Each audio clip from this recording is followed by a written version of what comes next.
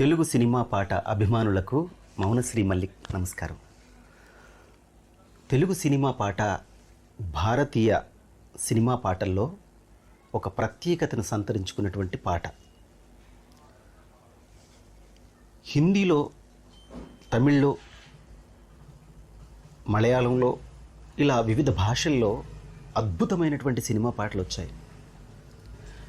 హిందీలో ఎంత గొప్ప పాటలు వచ్చాయో అంతే గొప్ప పాటలు తెలుగులో కూడా వచ్చాయి.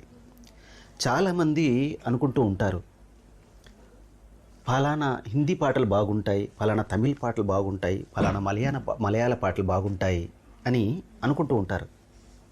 కానీ వీటన్నిటికీ ఏమాత్రం తగ్గని పాట మన తెలుగు సినిమా పాట. అలాంటి అద్భుతమైనటువంటి పాట రూపకల్పనకు సంబంధించినటువంటి అంశాలను, అసలు పాటను రూపొందించే విధానాన్ని మనం ఈ కార్యక్రమంలో తెలుసుకుంటాం.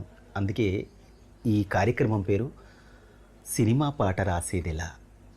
ఇది చాలామందికి తెలిసినటువంటి అంశమే, కానీ సాంకేతికపరమైనటువంటి విషయాలు అంటే ఒక పాట రూపకల్పనకు సంబంధించి చాలా విషయాలు ఉంటాయి. అలాంటి విషయాల్లో మనం ప్రత్యేకమైన శ్రద్ధ తీసుకొని మనం చేయాల్సినది, మాట్లాడుకోవాల్సినటువంటి విషయం ఏంటంటే, పాట ఎవరైనా రాయొచ్చు, కానీ సినిమా పాటలు మాత్రం కొంతమంది రాస్తుంటారు.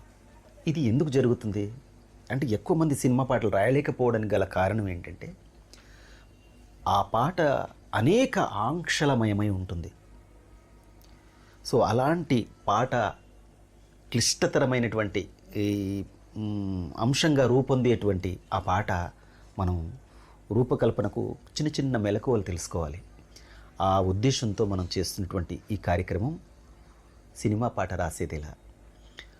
ఇది చాలామందికి తెలుసుంటుంది, కానీ ఔత్సాహిక అంటే వర్ధమాన రచయితలకు కానీ, గీత రచయితలకు, లేదా సినిమా రంగంలోకి వచ్చి పాటలు రాయాలని అనేటువంటి ఔత్సాహికులైనటువంటి వాళ్లకు ఈ కార్యక్రమం చాలా బాగా ఉపయోగపడుతుంది. ఇది మీరు అలకనంద టీవీ ద్వారా చూస్తున్నారు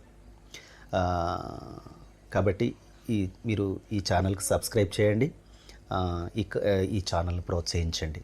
థ్యాంక్ యూ సో మచ్. మీ మౌనశ్రీ మల్లిక్, గీత రచయిత.